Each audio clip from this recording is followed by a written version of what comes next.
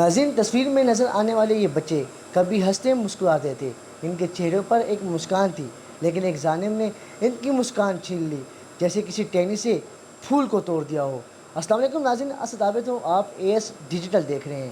ناظرین، 1.5 ماہ قبل ایک ایسا واقعہ ہوا کہ نہ زمین پھٹی اور نہ آسمان۔ ان تینوں بچوں کے سر سے باپ کا سایہ اٹھ گیا، یہ تینوں بچے باپ کے سائے سے محروم ہو گئے۔ ناظرین، گزشتہ 1.5 ماہ قبل ماہر خان کو بہت بے دردی سے مارا گیا۔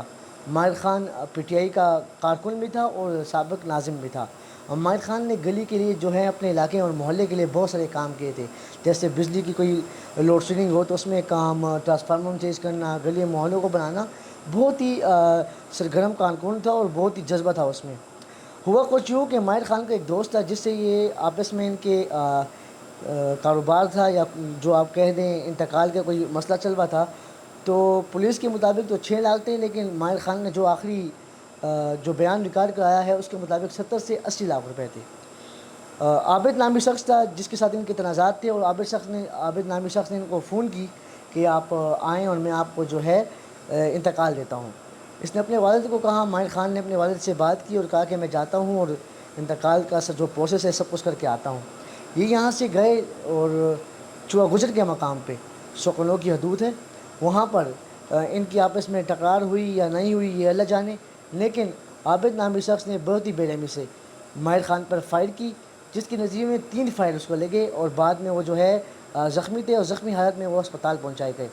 جب اسپتال پہنچائے گئے تو وہاں پہ انہوں نے جو ہے یہ بیان ریکارڈ کرایا، یہ بیان آپ سن لیں پھر بات کرتے ہیں۔ عابد ول بنارس ته ازرخاني اوسېدونکی دی.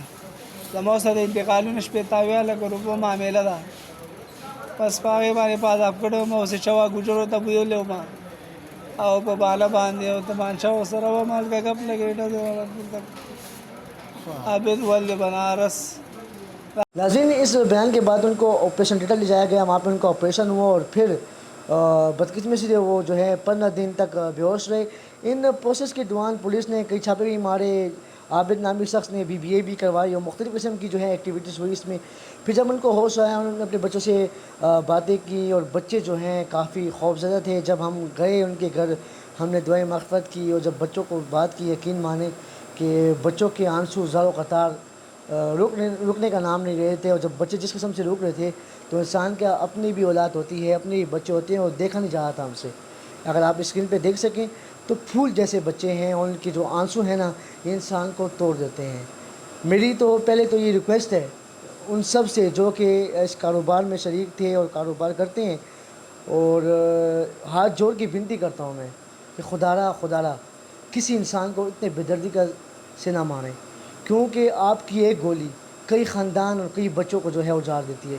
یا بچے دیکھیں پھول جیسے بچے ہیں، ان کا مستقبل، ان کا فیوچر اب کون سوچے گا؟ یہ ایک باپ بھی ہوتا ہے کہ جس کا دست شفقت اپنے بچوں کے سر پر ہو تو بچے خود کو رانی اور راجا محسوس کرتے ہیں، جب وہی باپ نہ ہو تو بچے خود کو بڑا تنہا محسوس کرتے ہیں، جیسے یہ بچے محسوس کر رہے ہیں۔ ناظرین، دوران گفتگو جب ہمارے بچوں سے بات ہوئی تو ایک ان کا جو بیٹا ہے سب سے بڑا، وہ پیدائشی معذور بھی ہے، اس کی ایک ٹانگ بھی جو ہے وہ معذور ہے، ہاتھوں سے بھی جو ہے وہ معذور ہے، آپ اسکرین میں دیکھ سکتے ہیں۔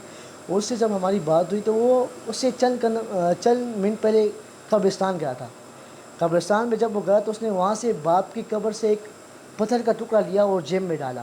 جب وہ واپس آیا تو ہم وہاں پہ موجود تھے، ہم گفتگو کر رہے تھے۔ گفتگو کے دوران اس نے بتایا کہ جی میں تو آج قبر پہ گیا تھا، اور میں وہ جو قبر کا ٹکڑا ہے، مٹی کا ٹکڑا، پتھر جس کو بولتے ہیں، تو وہ جیب میں لایا تھا، وہ اس کو بار بار چوم رہا تھا اور رو رہا تھا۔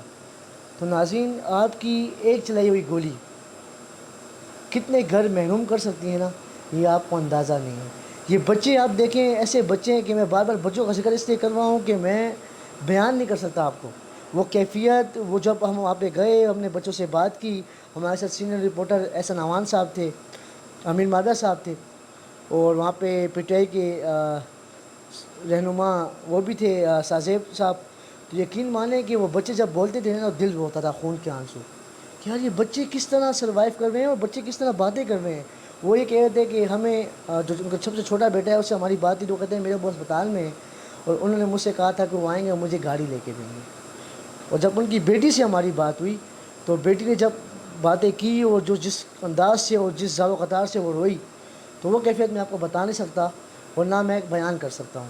اگر آپ اس ویڈیو سے خود محسوس کر سکے تو آپ کو پتہ چل گیا ہوگا کہ کس درد سے اور کس قلب سے یہ گزر رہے تھے.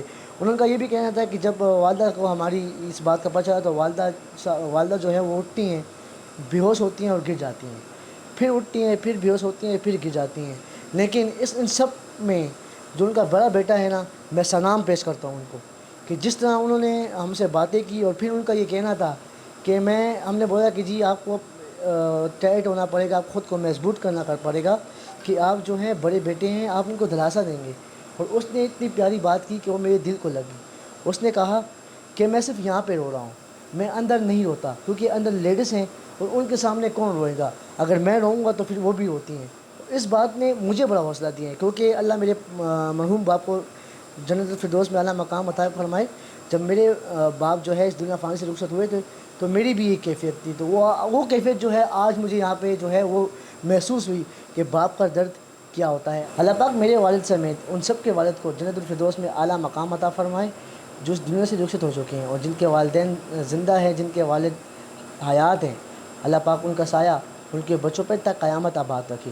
ناظرین, اس کے بعد جب ہماری ایس ایچ او چمکنی سے بات ہوئی تو ان کا کہنا تھا کہ ہم موقع نشاندہی پہ گئے, ہم نے تمام شواہد اکٹھے کیے ہیں اور بہت جلد مجرم جو ہے وہ قانون کی گرفت میں ہوگا. اب وہ قانون کی گرفت میں آئے گا تو پتہ چلے گا کہ یہ واقعہ تھا کیا, یا واقعی تنازعات کا واقعہ تھا, یا انتقال کا کوئی واقعہ تھا, یا کوئی پیسوں کی نیند تھی, یا واقعہ کچھ اور تھا. یہ تو اس کے بعد ہی پتہ چلے گا. لیکن کسی کو بھی حق نہیں ہے کہ کسی انسان کا قتل کرے. ناظرین, آپ کا 2 منٹ کا غصہ انسان کی زندگی خراب کر دیتا ہے. آپ کا 2 منٹ کا غصہ گھر اجاڑ دیتا ہے. آپ کا 2 منٹ کا غصہ بچوں کا فیوچر تباہ کر دیتا ہے. آپ کا 2 منٹ کا غصہ انسان کی پوری لائف برباد کر دیتا ہے. تو جتنے بھی بڑے معاملات ہو آپس میں بیٹھ کے اس کو حل کریں.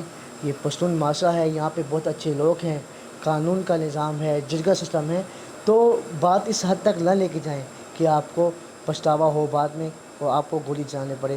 ناظرین, یہ تھی ہماری آج کی رپورٹ, کیونکہ میں اس رپورٹ پہ مزید کوئی بات نہیں کر سکتا, کیونکہ مجھ میں وہ اسٹیمنا اور وہ جذبات جو ہے نا وہ نہیں ہے کہ میں آج اس موضوع پہ بات کر سکوں. کیونکہ وہ بچے کی جو شکل ہے وہ بار بار میرے سامنے آتی ہیں, ان بچوں کا رونا میرے سامنے آتا ہے. تو میں خود بھی جو ہے آج کا ولاگ میں نے نہیں کرنا تھا, لیکن میں جو ہے خود کو بڑے حوصلے کے ساتھ یہاں پہ جو ہے بٹھایا ہے, اور میں یہ موضوع پہ بات کر رہا ہوں.